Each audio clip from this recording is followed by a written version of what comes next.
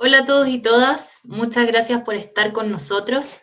Bienvenidos a la presentación del Mejor Periodismo Chileno, libro que es también el resultado de varios meses de trabajo del Premio Periodismo de Excelencia que cada año desde 2003 organiza el Departamento de Periodismo de la Universidad Alberto Hurtado. Como muchos de ustedes saben, el Premio Periodismo de Excelencia es un concurso anual que distingue los mejores trabajos periodísticos publicados en los medios nacionales escritos, audiovisuales y digitales, con el objetivo precisamente de demostrar que en Chile se hace periodismo de calidad y de fomentar la búsqueda de la excelencia en el ejercicio diario de nuestra profesión. Los ganadores son elegidos por un jurado independiente, conformado por periodistas y académicos de destacada trayectoria. Hoy nos reunimos en un conversatorio para recibir este nuevo libro bajo el nombre El periodismo en tiempos de crisis. Nos acompañan María Soledad Vial, Ivonne Toro y Pedro Ramírez, todos periodistas que de una u otra forma están relacionados con el premio de este año y que conversarán con nosotros en algunos minutos. Bienvenidos. Nada ha sido usual este año en nuestro país y en el mundo. Hacer este trabajo en el actual contexto también fue complejo. A pesar de ello, hay un punto que se mantiene todavía y es precisamente la calidad de los textos periodísticos seleccionados y que reflejan, en una síntesis perfecta, los hechos que vivimos todos durante 2019.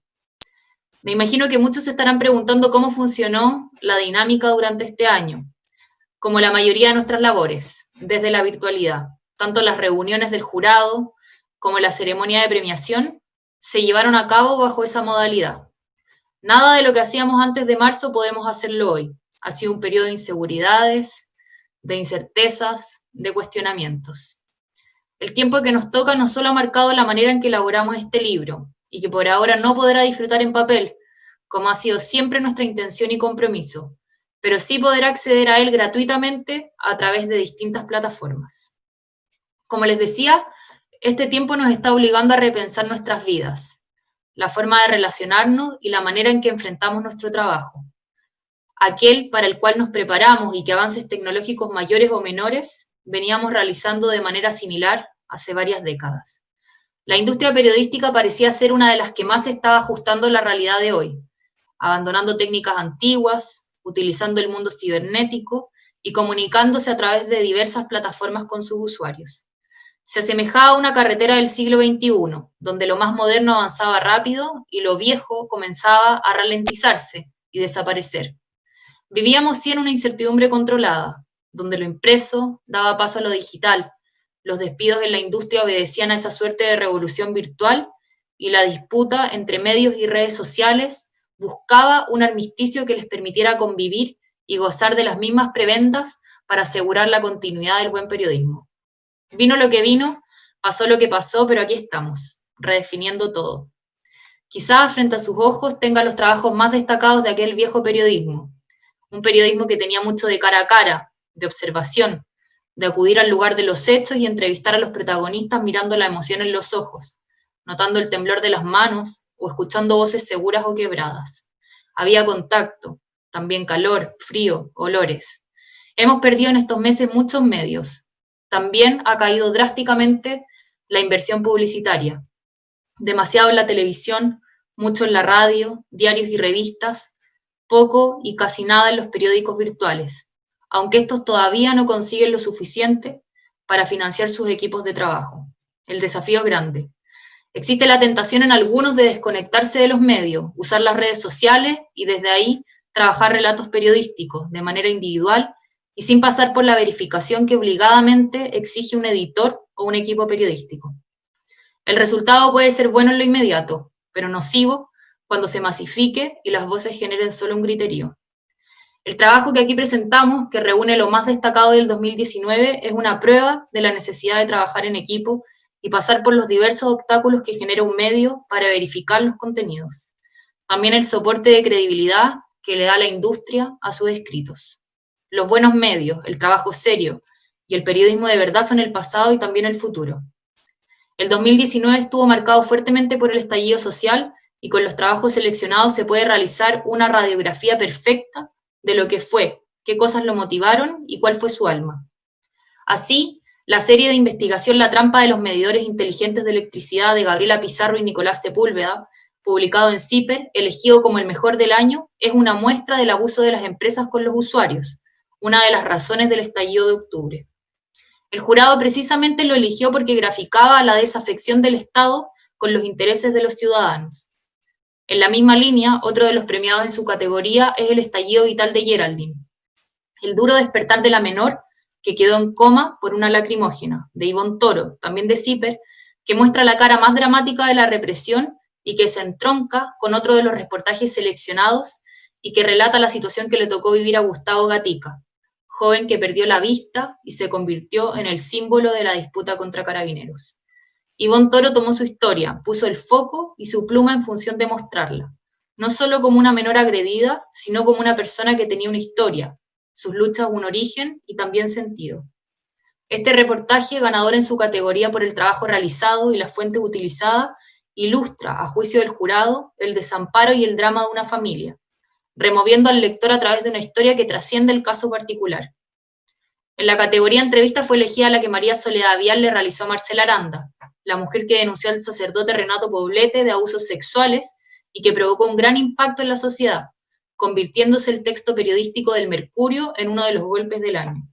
Para el jurado, además del acierto profesional, se trata de un reflejo de los abusos que han ocurrido en torno a la Iglesia, así como un símbolo que tiene como consecuencia un alto impacto en la ciudadanía.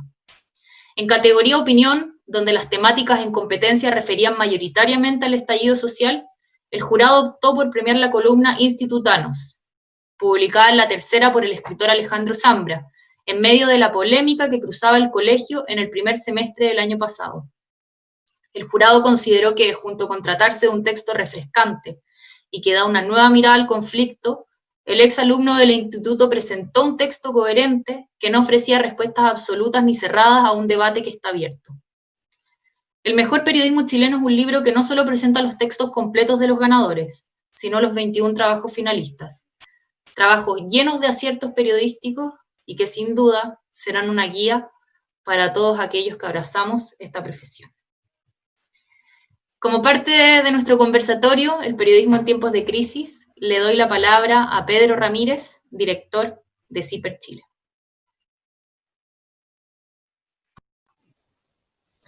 Gracias, Montserrat.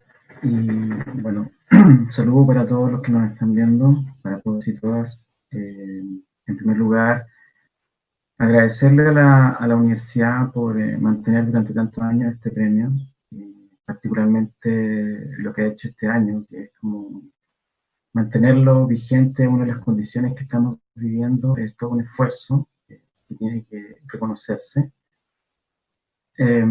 Y particularmente porque yo siempre he dicho que el premio Periodismo de Excelencia es un premio muy especial, porque es el premio al trabajo bien hecho, el premio a la pega bien hecha, durante todo un año. Y que tiene ese sabor más especial todavía porque es un premio que está otorgado por pares, por los colegas, por gente que sabe de noticias, por gente que está reporteando ahí afuera, por gente que anda buscando los documentos, buscando los entrevistados, y que entiende la dificultad de ejercer el periodismo, y particularmente las dificultades que hemos vivido desde el segundo semestre del año pasado. Entonces, en primer lugar, quiero destacar eso, digamos, ¿no? Como ya tantos años, ¿no? Cumpliendo 17 años con este premio, que en el fondo es un premio que rescata las piezas periodísticas de mejor calidad. Me han pedido que me refiera al tema del periodismo en tiempos de crisis y las dificultades que enfrenta. Yo reflexioné bastante sobre qué es lo que quería decir sobre esto, y al final del día me di cuenta que en realidad no podemos hablar del periodismo en tiempos de crisis si no nos referimos a las crisis que vive el propio periodismo, independiente del tiempo que le toca vivir, digamos, ¿no? El periodismo está en crisis, y por lo tanto es más difícil ejercerlo en una época crítica, como la que hemos vivido en el estallido social o la que estamos viendo ahora con el COVID. Así que me quiero hacer cargo de esa parte intestina, de esa parte interior del periodismo que tiene que ver con su propia crisis. Muchos hemos escuchado, ¿no es cierto?, de que en realidad lo que provoca la crisis que está viviendo el periodismo es el agotamiento del modelo de negocios, la falta de publicidad, la competencia con las fake news, la irrupción de las redes sociales como plataforma de distribución de información que no necesariamente depende del periodismo. Yo creo que todo eso es cierto, pero pienso que en realidad lo que realmente está afectando y provocando una crisis dentro del periodismo es la calidad del periodismo que estamos haciendo. Hemos perdido público y hemos perdido la confianza del público y de la opinión pública en el último tiempo, porque en realidad no es la calidad del periodismo que se está haciendo no es necesariamente buena, ¿no? Hemos ido perdiendo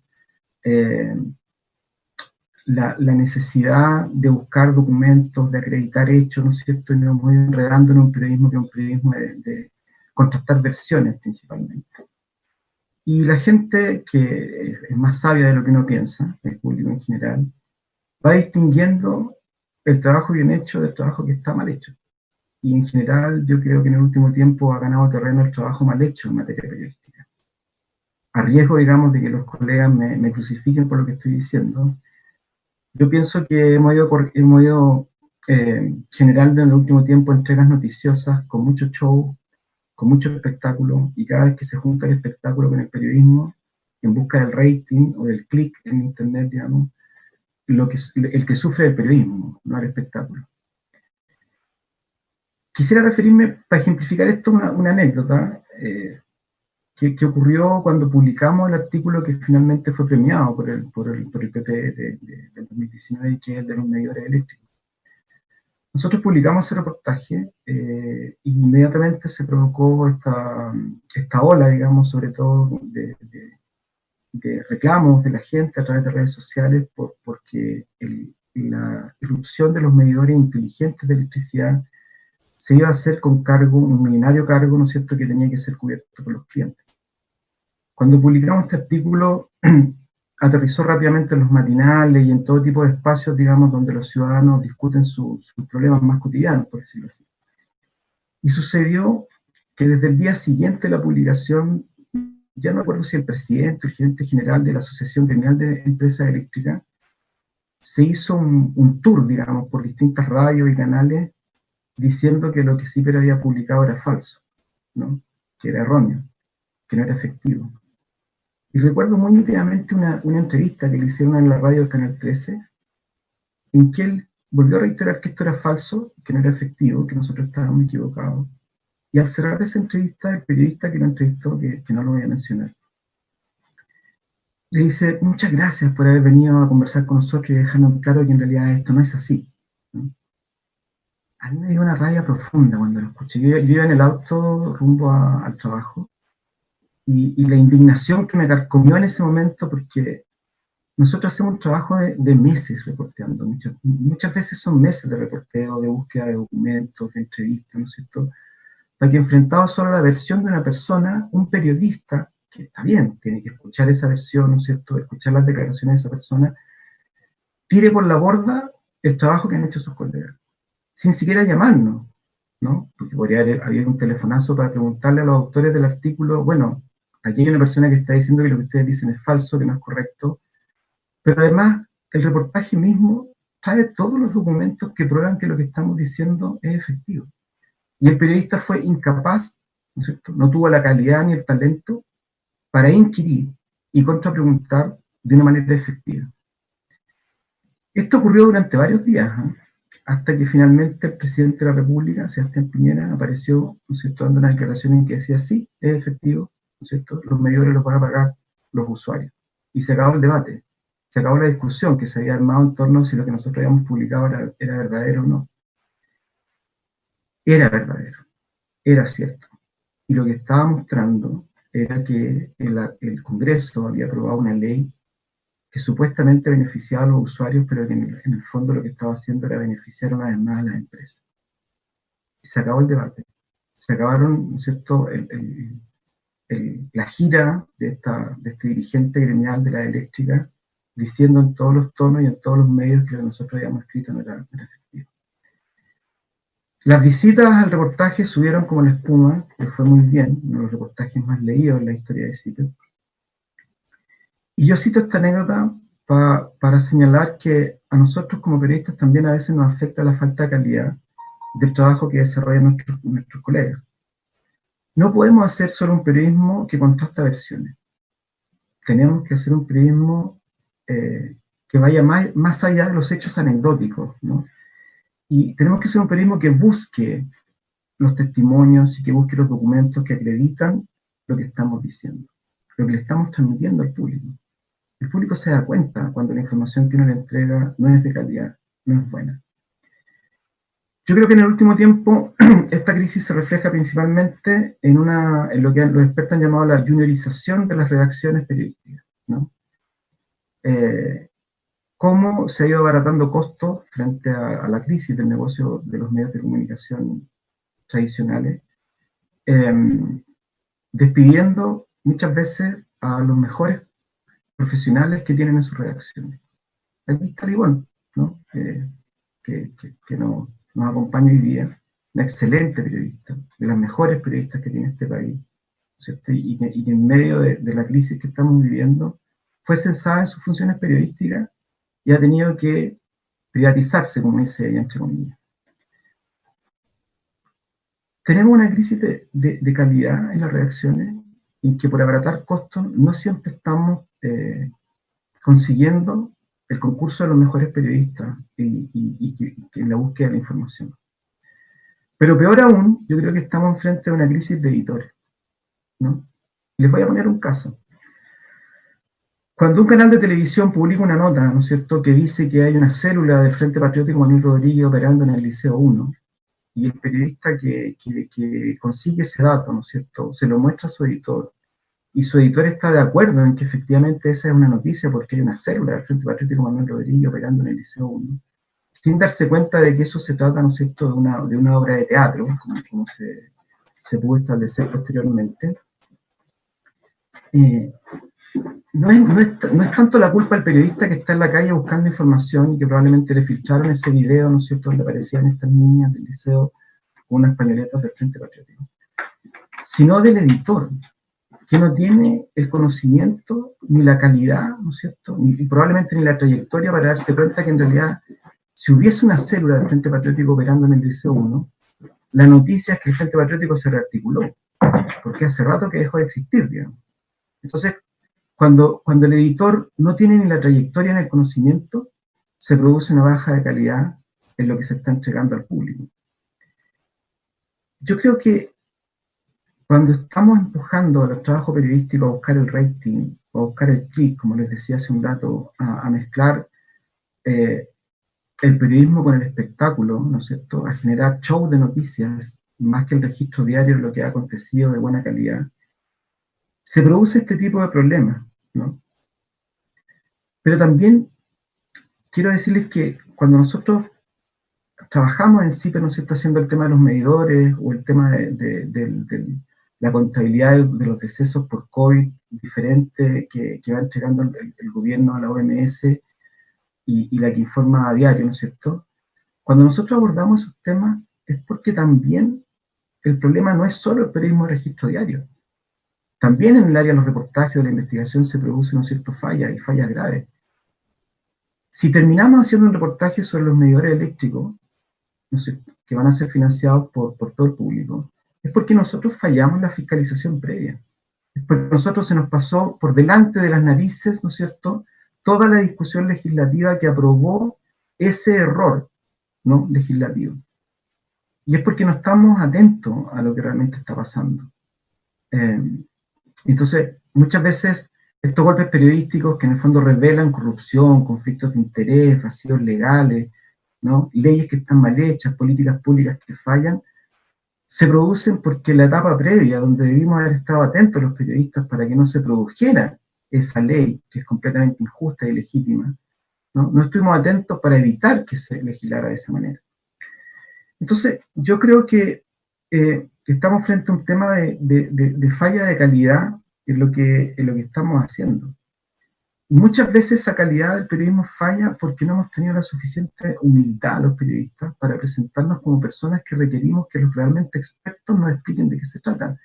Y aparecemos los periodistas, ¿no es cierto?, en los programas de televisión y en los elencos, digamos, de opinantes en la radio, como comentaristas de la actualidad, ¿no?, como opinólogos y sin tener todavía, sin hacer nuestra pega fundamental, ¿no es cierto?, que es salir a buscar datos a chequear datos, a conseguir documentación que pruebe que lo que estamos diciendo es efectivo.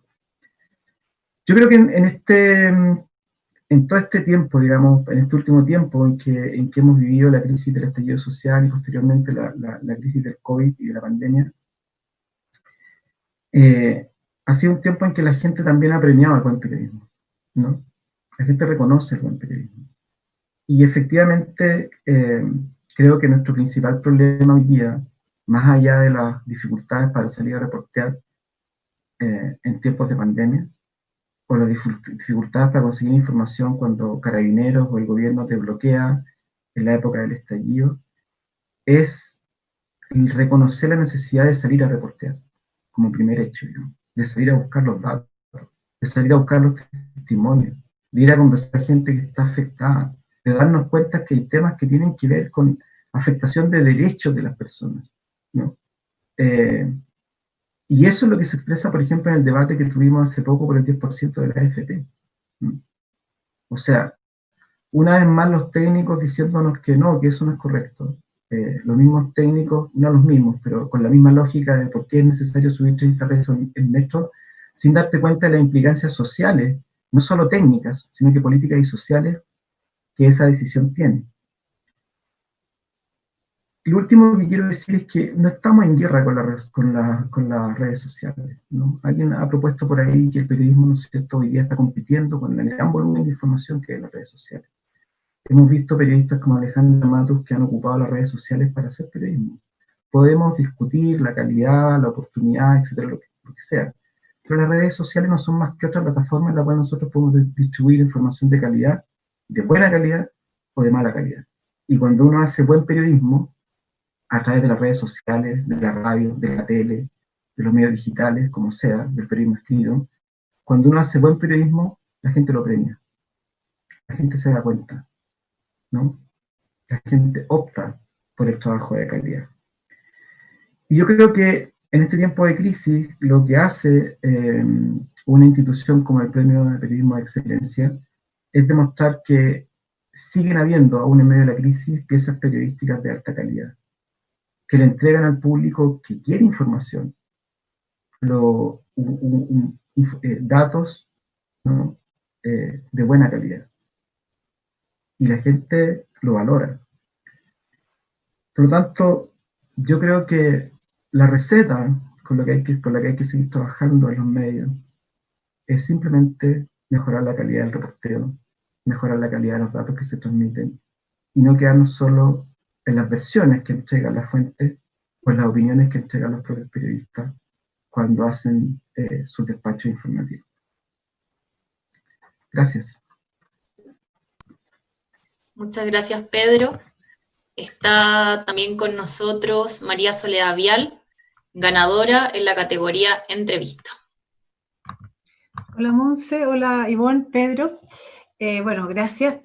Primero, no sé si mi conexión está muy buena, porque escuchaba a Pedro de repente medio saltado, así que espero que salga lo más fluido posible, si no, toda la culpa es de internet. Pero más que nada, bueno, darle las gracias. Creo que, como decía Pedro, me sumo absolutamente, es un esfuerzo tremendo y un esfuerzo muy, muy valorable, sobre todo en el momento que estamos viviendo en esta profesión, en esta industria. Y creo de que creo que sobre todo al leer los libros, o sea, leer el libro, que en este minuto es digital, leer los trabajos y todo, uno se da cuenta y uno se reencuentra mucho, sobre todo los que ya llevamos harto tiempo en esta profesión, con lo bueno de la profesión, con lo mejor de la profesión.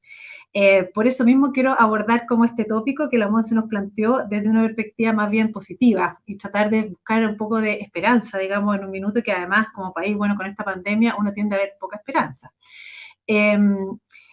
Creo que, de hecho, el sello de todos estos textos publicados, desde su perspectiva, cada uno desde su materia, son todos un ejemplo de buen periodismo y, sobre todo, como decía Pedro también, de un periodismo muy vivo, muy conectado con la realidad que nos toca vivir. Y creo que eso es súper importante porque desde los comienzos, ¿no es cierto?, incluso ahí en la Escuela de Periodismo que me tocó compartir con Pedro, uno siempre tuvo esa obsesión, por lo menos sigo teniendo hasta el día de hoy, de esa conexión con la realidad, de no convertirse como en una burbuja que sea autoalimentada, incluso también los egos personales, que en esta profesión son grandes, y tener los pies bien puestos en la tierra de lo que es importante que uno haga, digamos. Y yo siento que este libro refleja muy bien eso, por todo lo que decías al comienzo, y por la variedad de los temas, pero también por lo que hemos vivido en este último año.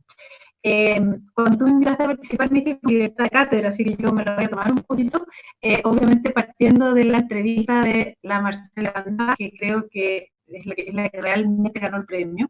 Yo fui a los medios y eso es verdad, porque que la fuerza y la potencia de su testimonio, sobre todo la valentía de haber sido la única denunciante que abordó este tema públicamente. Hubo otras denunciantes en este caso, en el caso de los abusos sexuales del sacerdote Rebolete, pero fue la única que tuvo la valentía de salir a hablar, y eso no es una cosa menor. Y yo creo que eso es lo más destacable y lo que le da realmente la fuerza de ese trabajo periodístico, la valentía de ella. Cuando tú me planteaste, también me hablaste de la crisis del periodismo, y en ese sentido me sumo a todo lo que dijo Pedro antes, pero me gustaría resituarla un pelito y plantearla más que la crisis, que creo que es súper evidente. Entonces, también pienso que hay que estar en crisis, y sabemos lo que está pasando en la industria periodística, para esta conversación, pero yo creo que el oficio está en crisis. O sea, lo que es la esencia de nuestro oficio, siento que sigue siendo tan vigente y tan importante como lo sentí hace 30 años cuando entré a estudiar periodismo. Creo que hoy día, como decía Pedro, el tema es la calidad, y por eso siento que el periodismo hoy día está desafiado. Está desafiado por las nuevas tecnologías que todos conocemos, y ya es casi como un lugar común, ¿no es cierto? Ahora de las redes digitales, de la multiplataforma, que obviamente que están cambiando, que nos movemos y en que se están moviendo los distintos medios donde nosotros pertenecemos, pero también pienso que el desafío parte como de nosotros mismos. Es verdad que yo creo que es muy cierto lo que decía Pedro, que efectivamente todas las restricciones económicas que han enfrentado el medio han afectado gravemente la calidad. Hemos visto partir todo a los mejores profesionales, grandes gráficos, en el caso por lo menos mío de la prensa escrita, con el que trabajé mucho tiempo, con el que además uno va tejiendo una relación, porque hay una relación muy profunda ahí, ¿no es cierto? También diseñadores, infografistas, todas personas que son un aporte enorme al trabajo que nosotros hacemos, y que cuando viene la campaña pagan justo por pecado de precio de alguna manera, porque son otros los criterios que entran, no necesariamente la calidad profesional. Y eso en realidad todos estamos viviendo, y siento que en ese sentido, a nivel de industria, estamos como en el peor de los mundos, porque estamos como a medio camino. Estamos como a medio camino entre una realidad que se impuso, que es la realidad digital, y que uno tiene que ver cómo como medio puede asumirla, pero finalmente, así como los lectores, los auditores, los telespectadores, todos se subieron a ese carro, finalmente los avisadores lo miran, pero no se involucran. Entonces estamos como en la mitad del camino, estamos como atravesando un río, digamos, estamos en la mitad, con harto, y ese yo creo que es un primer desafío.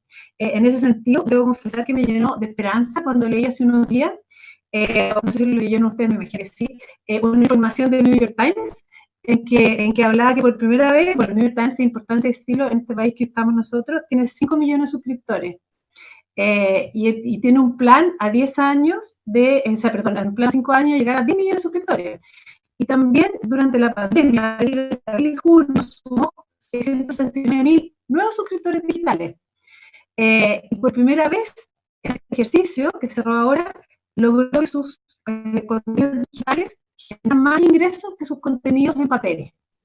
Y en ese sentido, eso me llenó de esperanza. Es más, son uno de los pocos medios en Estados Unidos que mientras los otros han despedido profesionales, ellos han contratado. Y han contratado buenos profesionales y bien pagados. Entonces, eso me hace sentido, porque significa de que el periodismo y los buenos contenidos periodismo, cuando hay calidad periodística, finalmente se apuesta por la calidad, porque si no se paga. Y eso yo creo que es algo que nosotros tenemos que mirar con atención. Hay que pensar que ese diario, desde el año 2011, estamos hablando hace casi 10 años, empezó a cobrar por sus contenidos digitales. Por eso digo que nosotros siento que estamos como en el peor de los mundos, porque estamos subiendo esta ola de una forma de ensayo y error, pero finalmente tenemos el riesgo que la ola también nos arrase si no dimensionamos bien lo que hablaba Pedro del tema de la calidad, y de no convertir esta profesión en un show que no es, sino que realmente es una profesión que tiene una responsabilidad social enorme. Y vamos a confundir, digamos.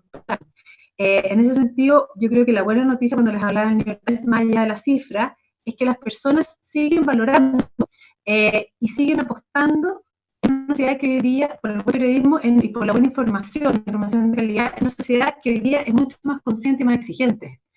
Que la buena información y los contenidos de calidad son imprescindibles.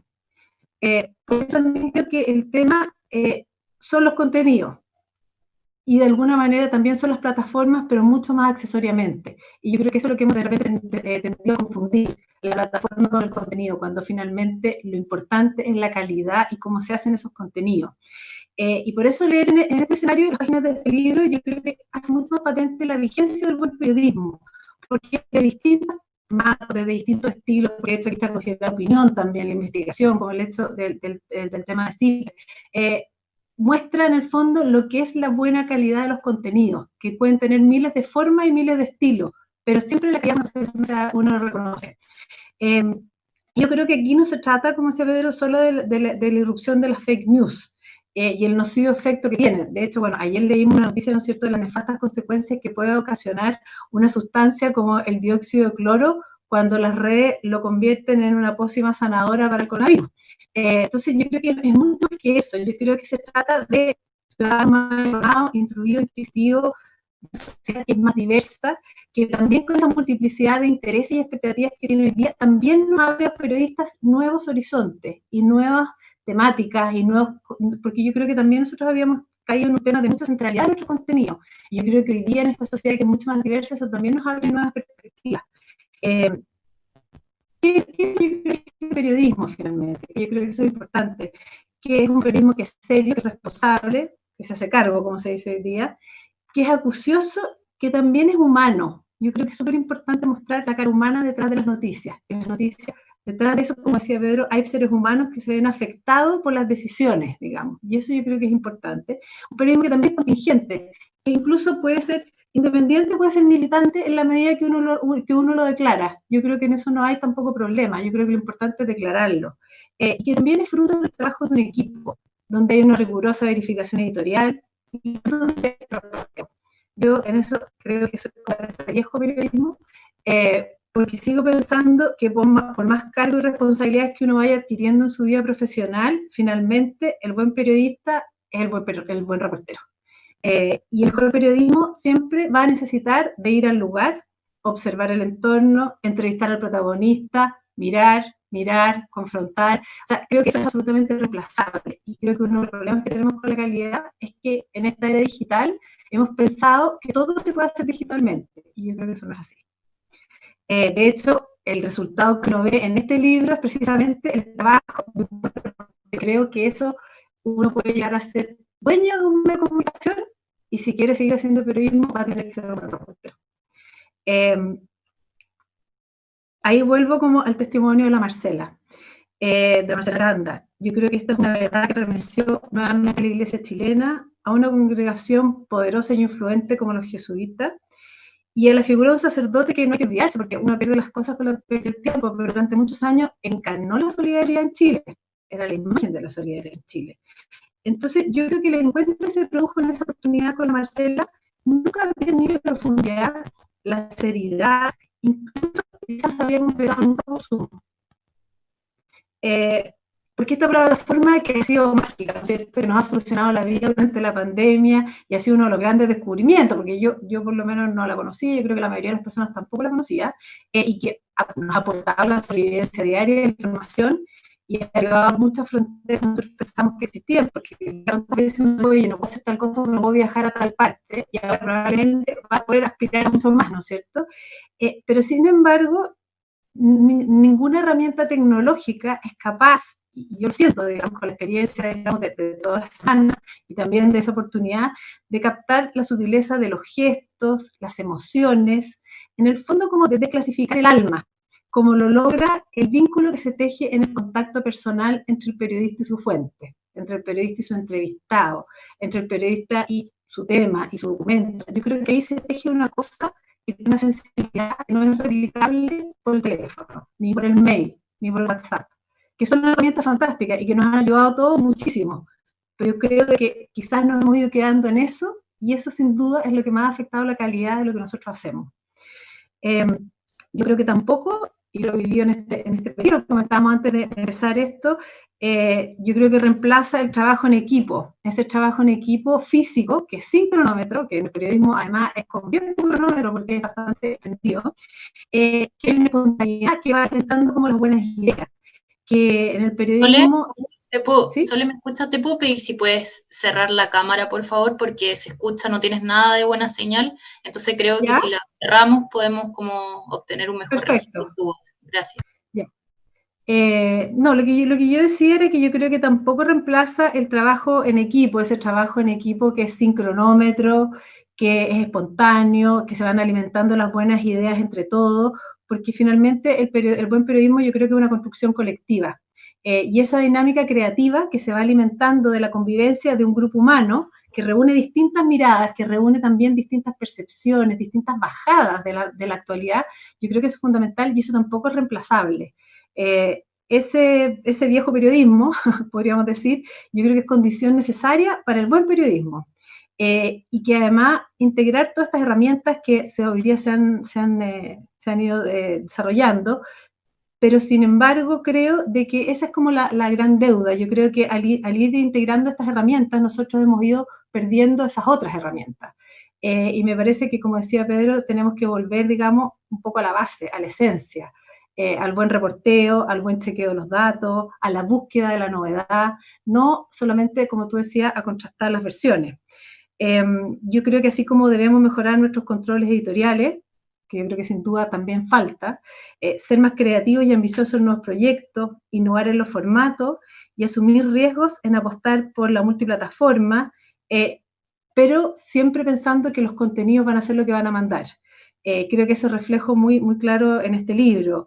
Yo creo que en pocas palabras, en verdad, debemos volver a exigirnos más y ser también más exigentes porque la sociedad está siendo mucho más exigente con nosotros. Entonces, si no, el riesgo de la obsolescencia también es súper importante, el riesgo del reemplazo. Bueno, tú lo decías, Pedro, cuando hablabas del tema de los clics y de las visiones, de las visualizaciones que tuvo el reportaje de los medidores, y yo creo que eso uno lo comprueba todo el tiempo. Cuando uno hace cosas de calidad, efectivamente el feedback es otro. Y yo creo que obviamente que ese es nuestro gran desafío. Como tú decías, Monse, en la introducción del libro, yo creo que los buenos medios, el trabajo serio y el periodismo de verdad fueron el pasado y también el futuro. Yo no puedo estar más de acuerdo con eso y creo que cuando uno se va quedando enredado en la discusión de la contingencia que está pasando en los medios, del financiamiento, de una serie de cosas, finalmente se va enredando y va perdiendo de vista lo importante, porque al final siempre el contenido que nosotros hacemos va a ser lo que le dé a cada medio lo demás va a venir por añadidura. No conozco ningún medio que finalmente haya bajado en sus contenidos y haya conseguido más avisadores. Eso no pasa. Puede ser que los avisadores sean difíciles de conseguir, pero no pasa que no hay una directa relación entre la calidad y finalmente el financiamiento. Entonces pienso como decía, que el periodismo hoy día está desafiado, que yo creo que la vuelta es la vuelta a la calidad y que con todo esto, en esta situación en que nos encontramos, sobre todo en Chile, como a mitad de camino, es lo que tenemos que seguir dando la lucha. ¿Mm?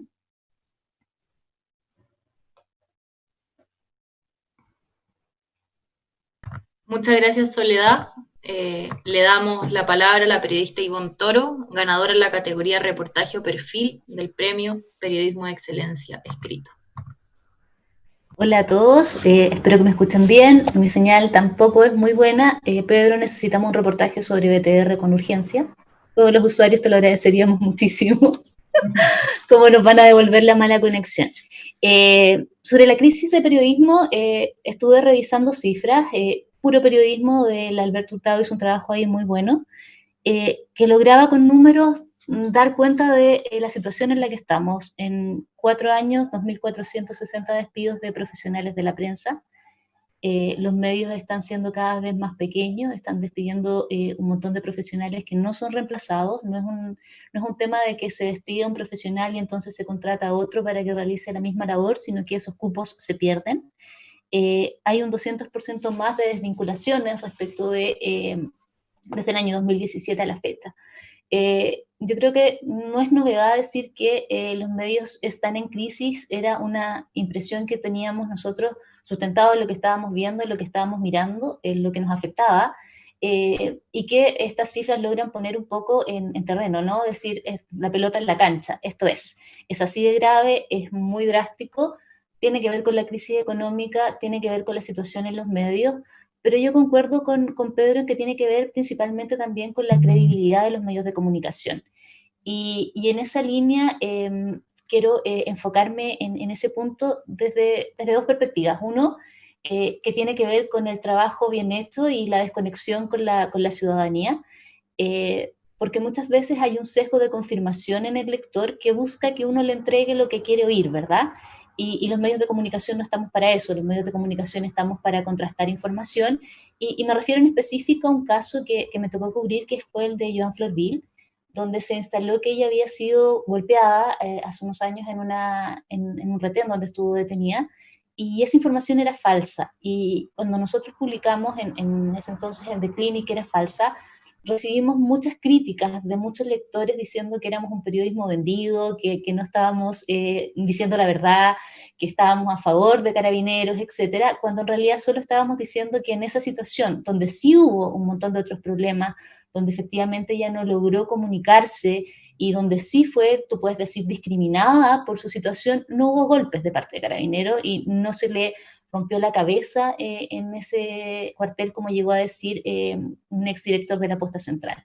Entonces hay un tema que yo creo que se instala a través de las redes sociales, de querer escuchar de los medios de comunicación la verdad que tú ya tienes en tu cabeza, y cuando no coincide, entonces el medio es el que está mintiendo, aunque esté haciendo una buena labor.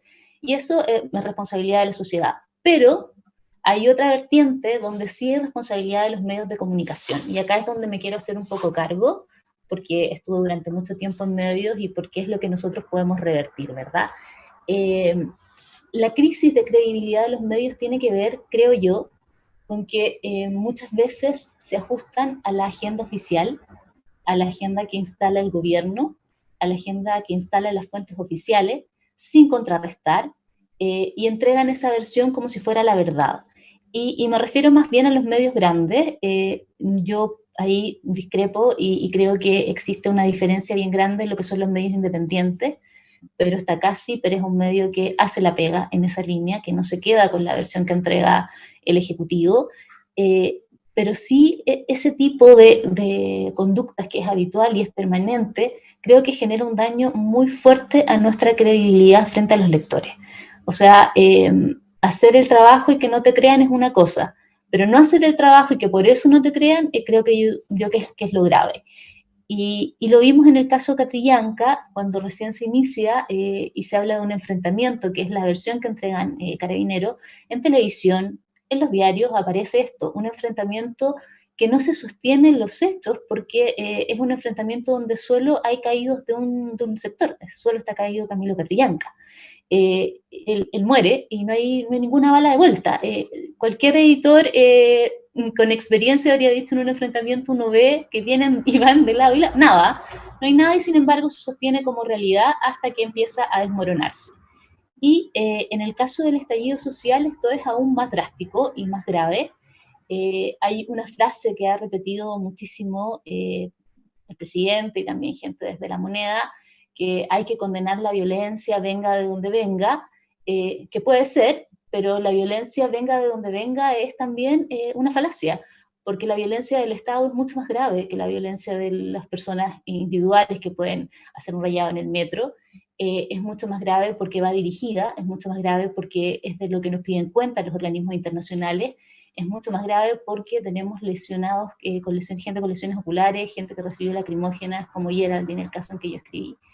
Y durante el estallido social, los diarios más grandes y la televisión hicieron eco de esta versión oficial que en alguna manera equiparaba lo que era la quema del metro con la respuesta que había por parte de Carabineros en las calles, siendo que no era equiparable. Y hubo una publicación en particular, que es cuando se trató de instalar desde La Moneda que la violencia que se veía o las manifestaciones eran coordinadas desde el extranjero, y esa salió como si fuera una realidad, una minuta que se publica en el diario donde yo trabajaba, La Tercera. Y ese problema de seguir la versión oficial, que posteriormente se da también con el caso de el COVID, la cobertura sobre la crisis sanitaria, creo yo que es uno de los daños fundamentales que se realiza al periodismo y al ejercicio de la profesión. Es fácil llegar y publicar la cuña que da un ministro, es fácil sacar la información que da La Moneda, es fácil también conseguirse una carpeta de investigación dentro de todo y transcribirla. Lo difícil es hacer la otra pega que consiste en tratar de encontrar lo que es la verdad, ¿no? Lo que más se acerca a la realidad. Y en esa línea yo creo que la crisis del periodismo tiene también que ver con eso, con esa comodidad que se ha instalado, que tiene que ver también con cierta afinidad de la línea editorial, con los grupos de poder, ¿verdad? Y que les entrega las páginas para que pongan sus versiones sin contrastar. Y creo que de esa crisis y de esa parte de la crisis nos tenemos que hacer cargo, y nos tenemos que hacer cargo también, no solo porque somos parte de esta sociedad y por lo tanto cumplimos un rol ahí que es de fiscalizar, sino porque si el director o el editor llega con este tipo de información, que es solo una versión, la labor del periodista también es decir, voy a investigar, no voy a publicar solamente este comunicado, y voy a tratar de contrastar, ¿verdad? Y eso efectivamente puede tener costos, pero creo que es la labor que no se puede renunciar a hacer si estás en un medio de comunicación. Entonces, hay, creo yo, una crisis que es del negocio, por supuesto, pero también hay una crisis que tiene que ver con cómo nosotros nos enfrentamos al poder, con cómo nosotros fiscalizamos al poder, y que tiene que ver mucho con cómo compramos o no la agenda oficial para transmitirla. Y en eso, me acuerdo un ejemplo muy claro, fue para nosotros con Paulina Toro, que hicimos el reportaje de Gustavo Gatica, muy difícil convencer al hermano de Gustavo de que hablara, porque desconfiaba del medio. Y desconfiaba del medio, creo yo, con razón, por cómo se había abordado el tema de la crisis social. Y lo que hicimos en este caso fue que yo le envié trabajos previos que había hecho en The Clinic y en otros lados para mostrarle que en mí podía confiar, aunque no pudiera confiar necesariamente en el medio de comunicación. Eso nunca me pasó cuando estuve reporteando la crisis social para CIPER. Y yo creo que eso te da un estatus respecto de cuál es la situación. Cuando reporteaba para CIPER temas de crisis social, era otra la llegada, porque se asumía que iba a ser tratado con seriedad y que iba a ser tratado con imparcialidad, y que íbamos a ir en búsqueda de la verdad. No necesariamente algo que le acomodara a la fuente, para nada, pero sí sentían que había como seriedad en lo que se les estaba ofreciendo, en el medio para el cual se iba a trabajar. Entonces, nada, yo creo que tenemos que hacernos cargo de ese punto en particular, y creo que es algo que afecta muchísimo la lectoría, afecta muchísimo la afección que tienen los lectores con los medios. Eso. Muchas gracias, Ivonne. Como parte del conversatorio, me gustaría hacerles algunas preguntas que son de interés por parte de la comunidad universitaria, los medios de comunicación, la opinión pública en general. Nos están viendo muchos estudiantes en este momento, estudiantes de periodismo, y hemos hablado de los obstáculos que existen para el desarrollo del periodismo de investigación. ¿Cuáles son para ustedes esos obstáculos, los más importantes a los que se ven enfrentados hoy? Cualquiera puede responder la pregunta. Pueden desordenarse un poco.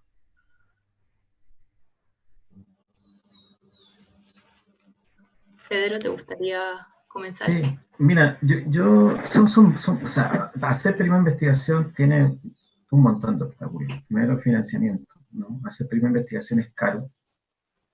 El producto es un reportaje después de un mes de trabajo, de 3 semanas de trabajo, y eso es bastante oneroso, digamos, ¿no? El costo que tiene es muy alto para un medio de comunicación en general. Y por lo tanto, que los medios estén dispuestos a invertir en esto es difícil, digamos, ¿no? Vimos, por ejemplo, una tremenda unidad de investigación en el canal en Mega, durante un par de años, que golpeó varias veces, ¿no es cierto? Y que puso sobre la mesa temas súper importantes, que probablemente significó que ese noticiero en Megavisión tuviera récords de sintonía que nunca antes había tenido. Y sin embargo, la decisión del canal fue desarmarlo, desarmar esa unidad de investigación, ¿no es cierto?, y volver a hacer el tipo de periodismo que siempre se ha hecho ahí, digamos. Entonces, lo mismo pasó de alguna manera en Bio Bio, que partió con una unidad de investigación bastante grande, pero se iba achicando. Es difícil hacerlo, o sea, hay un problema de aplicar recursos humanos y materiales, fondos finalmente, para hacer un trabajo que rinde pocos frutos, aunque sus frutos sean muy buenos, pero son muy aislados, digamos. Eso es una primera reflexión. Lo segundo yo creo que es la autoridad en general se va acomodando para no responder con la transparencia que requiere, digamos, ¿no? Va buscándole la forma de las solicitudes de transparencia, por ejemplo, que tú haces para obtener documentos, hacer como que cumple con la ley, pero no cumple, ¿no? Entonces te entrega una mitad de un documento, no un documento completo, te entrega un documento equivocado y cierra el proceso como que ya te entregó y tú tienes que recurrir de amparo, ¿no es cierto? Entonces,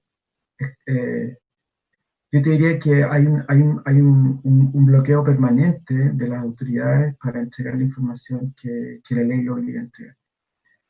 Y una tercera área, yo creo que es como, que tiene que ver con el costo también, que por ejemplo suscribirse a bases de datos como el Diario Oficial es carísimo. Es carísimo. Entonces, si tú no eres una entidad con una tremenda espalda financiera, no vas a tener acceso a algo tan vital como el Diario Oficial electrónico, digamos, que realmente es una biblia para quienes hacemos periodismo de investigación. Yo diría que básicamente es eso, y que va de la mano con el hecho de que cuando tú haces investigación que realmente se plantea el tema de enfocarse en políticas públicas mal hechas, mal aplicadas, corrupción, conflicto de interés, hay o derechos de la ciudadanía que están siendo afectados, es muy difícil que el ámbito privado esté dispuesto a ayudarte con el financiamiento. Y por esa razón nosotros en CIPER hemos apostado por la comunidad de socios, digamos, ¿no? Que son personas que ponen una pequeña cuota mensual y que le permiten a CIPER, digamos, contar con la mayor parte de su financiamiento proviene de estos socios, ¿no? De estas personas que nos están apoyando mensualmente. Y yo creo que eso es clave para nosotros, porque nos permite mantener la independencia, porque nos hace ver que la gente confía en nuestro trabajo. Hoy día estamos en alrededor de 2.700 suscriptores, estamos muy lejos de las cifras que tiraban la Soledad, ¿no es cierto?, sobre New York Times, pero tenemos confianza en que eso va a seguir creciendo. Y ¿saben qué? Hay una cosa súper interesante. Cada vez que nosotros sacamos un golpe noticioso o una información que tiene que ver con los intereses de la gente de la calle, como decía la Soledad, aumenta los socios, ¿no? Nosotros tenemos una cantidad de gente que se va inscribiendo todos los días, pero cuando tú sacas un golpe, ¿no es cierto?, una noticia que realmente tiene impacto, eso se multiplica por 2, por 3, por 4, por 5, digamos. O sea, gente que ve que la calidad de lo que estamos entregando, la calidad de la información que estamos tratando, o sea, nosotros tratamos de entregar la mejor calidad posible. Yo no quiero ponerme en un taburete de moral, ¿no es cierto?, y subirme aquí a decir cómo se tiene que hacer el periodismo. Solo te puedo decir que lo que nosotros intentamos hacer trata de tener el mejor estándar técnico desde el punto de vista del reporteo, la documentación, acreditar lo que estamos señalando. Y eso la gente se da cuenta, y nosotros en CIPER lo sabemos, lo tenemos claro, porque cuando lo hacemos y sacamos esas piezas periodísticas, la respuesta en la cantidad de inscripciones de socios que están llanos a poner 3.500, 5.000 pesos, 10.000 pesos, ¿no es cierto?, todos los meses, crece inmediatamente. Entonces la gente también está atenta al periodismo de buena calidad.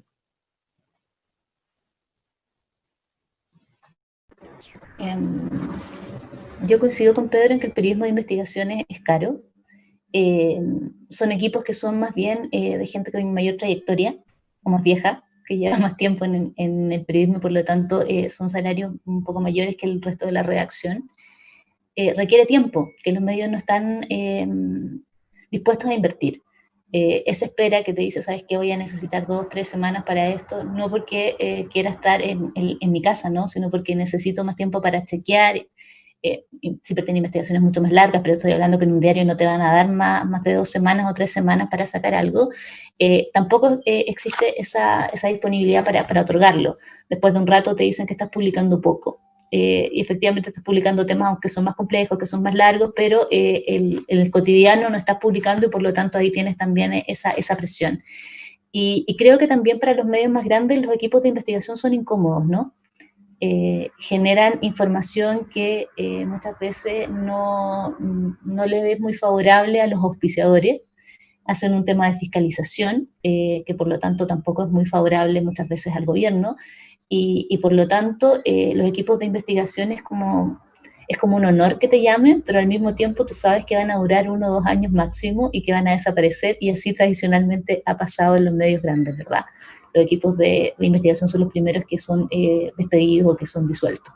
Entonces, nada, creo que hay una dificultad que es decir, ¿por qué queremos hacer investigación? Vamos a invertir y vamos a asumir todos estos costos de recursos, costos de tiempo y costos de la incomodidad que va a generar este equipo, y lo vamos a respaldar. Y eso hasta ahora no se ha dado.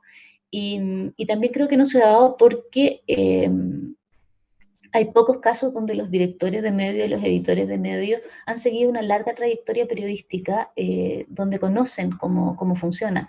Muchas veces hay gente que nace siendo editor o nace siendo director y no tienen ese feedback que efectivamente sí tienen otros periodistas que tú los notas cuando te editan, que tú dices, esta persona tiene carrera, tiene trayectoria, sabe de lo que está hablando.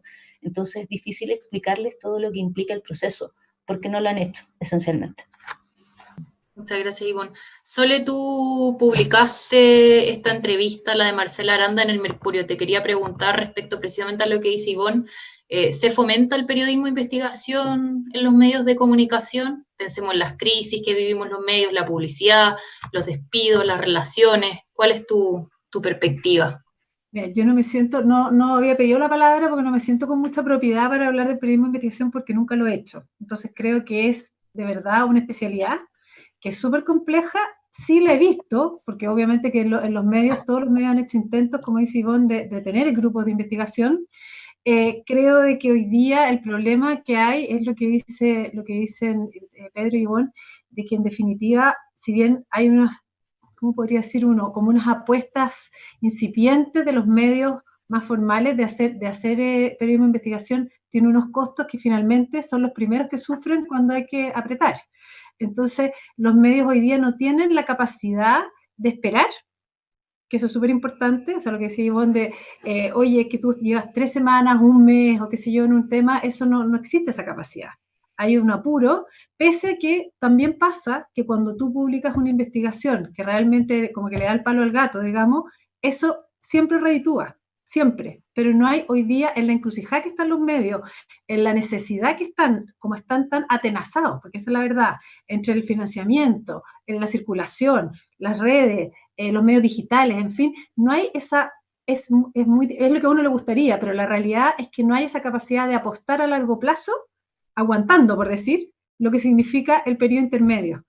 Hasta que esa apuesta, como uno podría mirar, yo fui hartos años periodista económica, como uno lo podría mirar en un proyecto, por ejemplo, minero, que pueden ser muchos años en que uno invierte, hasta que finalmente obtiene el producto. Eso hoy día los medios, de alguna manera, no se lo pueden permitir. Y eso es lo que está atentando muy fuertemente, digamos, contra el periodismo de investigación, porque yo creo que no hay ningún director de medio o ningún cuerpo editorial de un medio que uno le pregunte que no esté de acuerdo en el valor del periodismo de investigación. El punto es tener la decisión de soportar el esfuerzo que significa. En los dos términos, en el económico y también en lo que plantea Ivonne, que es el desafío al poder, que eso siempre, obviamente, que es un tema complicado. En el caso mío, de la entrevista de la Marcela, yo creo que a mí se me dio una coyuntura también bastante favorable en el sentido que yo siempre conté con el apoyo del medio, incluso sabiendo, yo sé que la gente a lo mejor no lo crea, pero lo voy a decir igual porque es la verdad y me importa ser genuina en esto.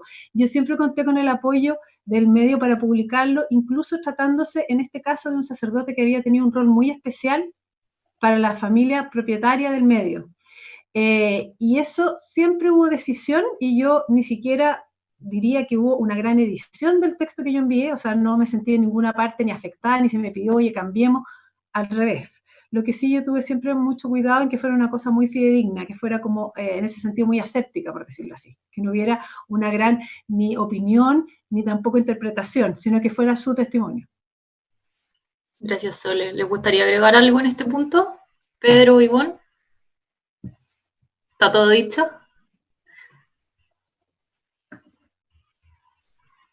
Sí, yo quiero agregar un punto, que es que en realidad es difícil hacer investigación, es complejo, pero y como decíamos, los productos son de calidad al final, no todos, pero la mayoría son de calidad al final. Yo creo que invertir en periodismo de investigación también es invertir en confianza pública. Invertir en periodismo de comunicación también es invertir en el respeto de las fuentes. Un ministro que le trata de bloquear un artículo, no entregando un documento, un subsecretario, un alcalde, un parlamentario, un empresario que trata de bloquearte un artículo, ¿no es cierto?, mandando a su empresa de comunicaciones corporativa o a su jefe de comunicaciones, ¿no es cierto?, a intentar de que no te entregue los documentos, no te dé la entrevista, sabe que el artículo va a salir igual. O sea, lo aprende la primera vez, que el artículo igual va a salir. Entonces la segunda vez ya no tiene ganas de seguir bloqueando y está dispuesto a responder, aunque sea lo mínimo, aunque sea por escrito, pero intenta participar. Yo creo que eso es respeto.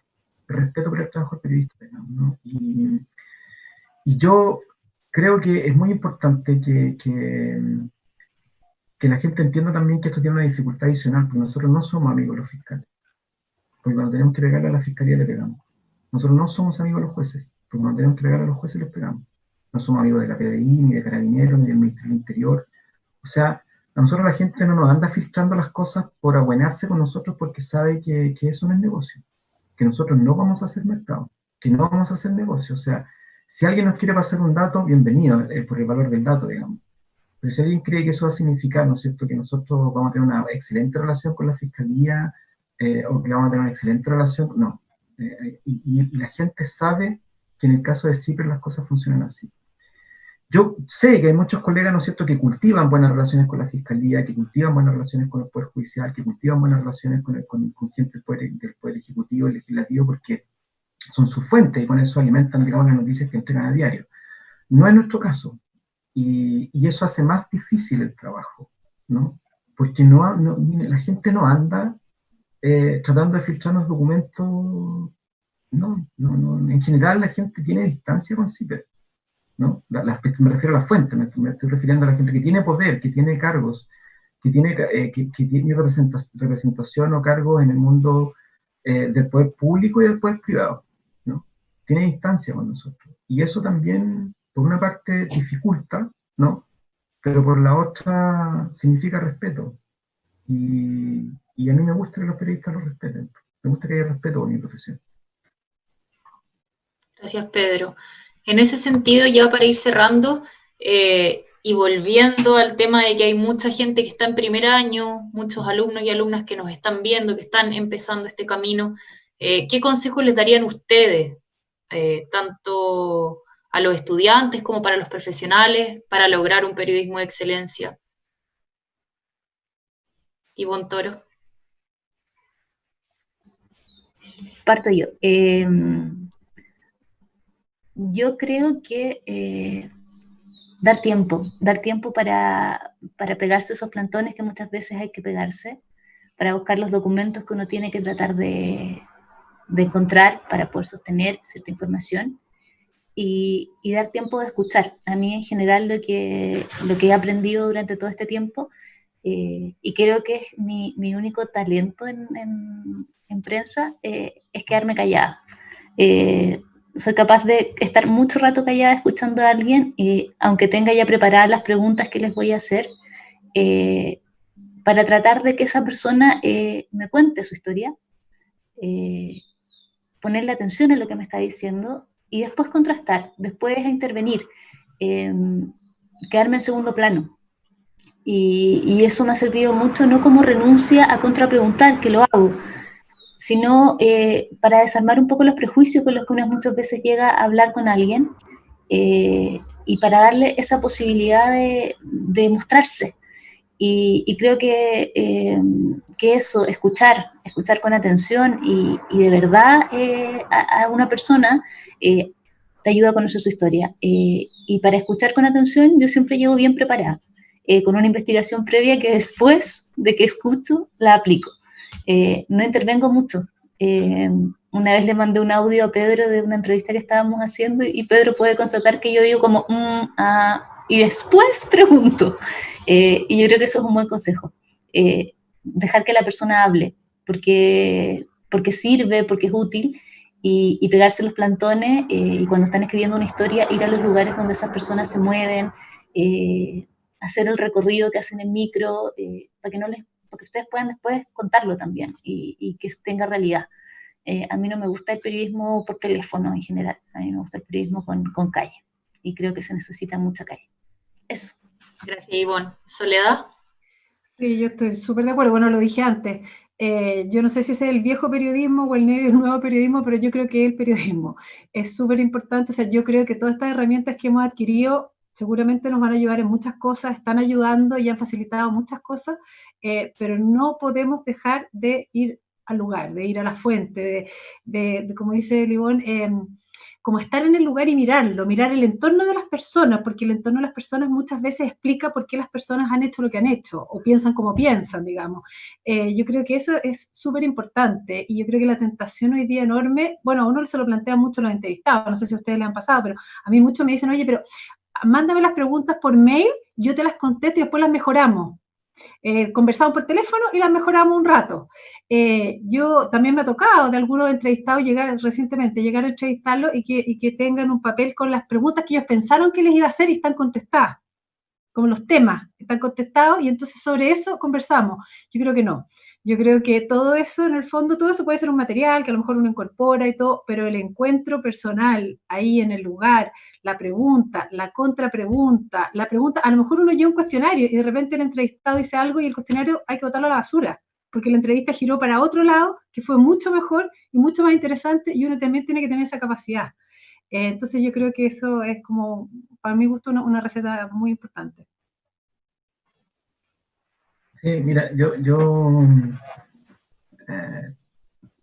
a mí me cargaba el consejo, ¿eh? pero lo voy a hacer. Si es para la gente joven que está haciendo periodismo, y no solo los estudiantes de periodismo, sino la gente joven que está haciendo periodismo, yo les aconsejaría que se enamoren de los datos, no de sus propias ideas, ¿no? Para un buen editor, para un buen director de medios, da lo mismo si usted es de izquierda, de derecha, católico, masón, budista, de Colo-Colo, de Wanderers, da lo mismo. Lo importante es que usted sea buen periodista. Y el buen periodista es el que sale a buscar los datos. Estamos diciendo algo que es de perogrullo, pero es que esta profesión está llena de gente que tiene egos del porte de una casa o de un castillo, ¿no? Que quiere escucharse a sí misma, que quiere entregar sus propias opiniones, ¿no? Que cree que Chile necesita sus opiniones. No, lo que Chile necesita de los periodistas es que, está bien, si quieren opinar, que opinen, digamos, ¿no? Hay muchos buenos periodistas que están opinando y tienen muy buenas ideas, pero lo que uno espera de los periodistas es que se informen, ¿no? Que busquen la información con los que realmente saben y que la traduzcan en términos simples para que cualquier persona en este país pueda entender lo que le estamos diciendo, ¿no? Es decepcionante cuando uno se mete de repente, bueno, se le hablaba de que ella muchos años hizo economía. Es decepcionante cuando uno entra a una sección de economía y se da cuenta que el 90% de los chilenos no van a entender lo que está escrito ahí, ¿no? Lo que está escrito en Economés, y está escrito para economistas, ¿no?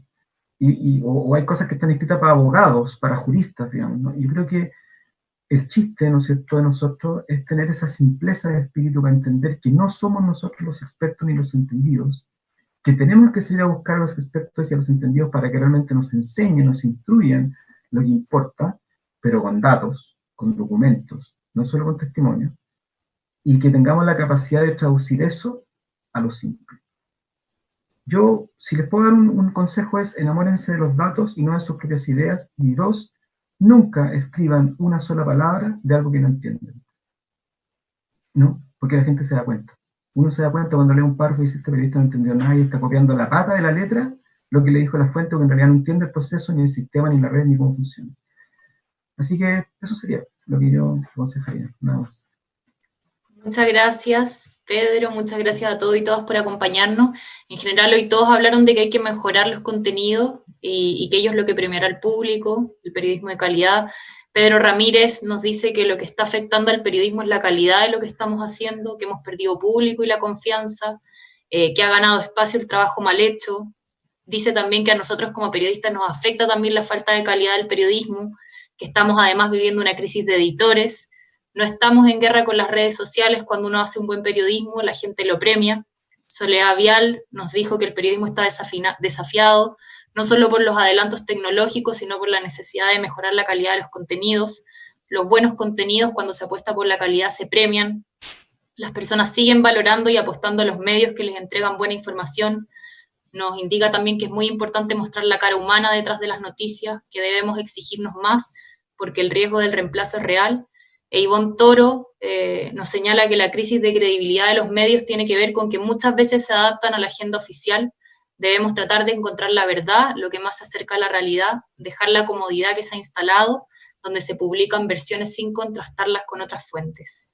Hay una crisis del negocio y también de la forma en que nos enfrentamos y fiscalizamos el poder.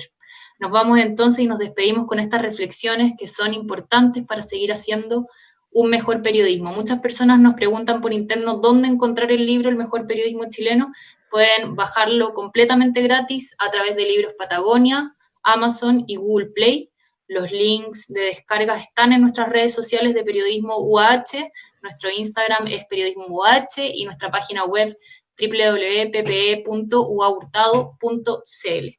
Gracias, Pedro, gracias, Soledad, gracias, Ivonne, gracias por acompañarnos y hasta la próxima.